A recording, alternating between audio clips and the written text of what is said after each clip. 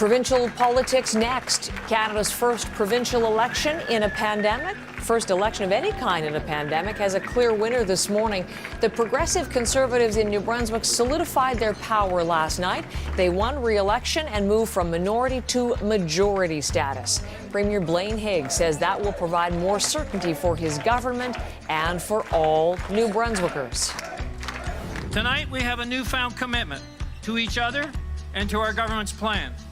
New Brunswickers have voted for leadership that is prepared, for leadership that has been tested and will continue to be tested, and for leadership that will make tough and balanced decisions to keep our province moving forward. Come what may in the months and the years ahead, we know we'll have stability and experience leading us through these challenging times. There he is, the re-elected Premier Blaine Higgs, at what is a comparatively subdued victory celebration. One indication, you can see how few people are there, how much COVID-19 changed the election. It certainly affected the campaign.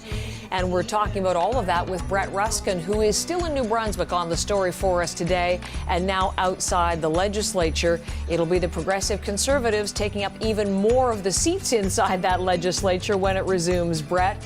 And that's exactly what Blaine Higgs was hoping when he called this snap election nearly 30 days ago.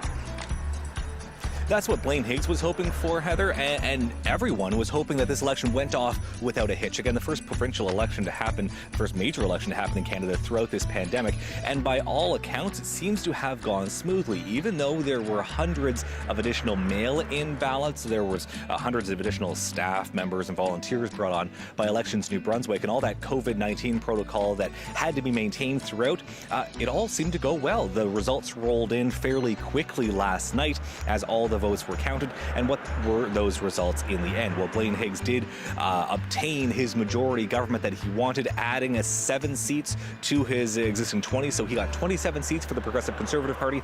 The Liberals fell to 17 seats. Again, the Liberal Party provincially led by Kevin Vickers.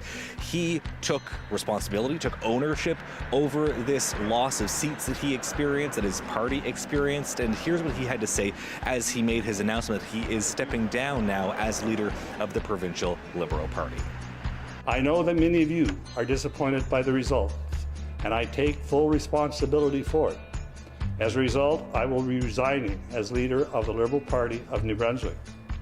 Under the leadership of a new leader, I know that the Liberal Party will continue to be a strong voice for all New Brunswickers.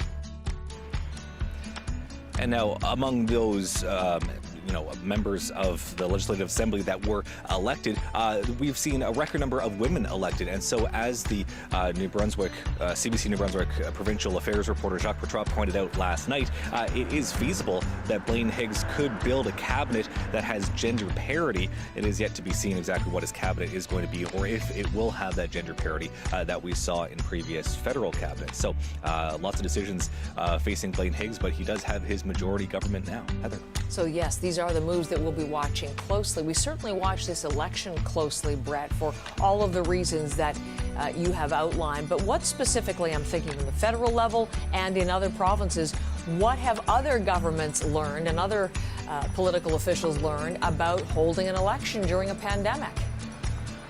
Sure. Well, it'd be nice if there was, a roadmap, a new structure for a COVID campaign. But it's tough to point to which strategies worked, which strategies didn't. For example, both the PCs and the Liberal Party said that they would not be, door knocking, doorbell ringing, having all of those thousands of small conversations at people's doorsteps. They wouldn't be holding major rallies either. So similar strategies, but obviously different results.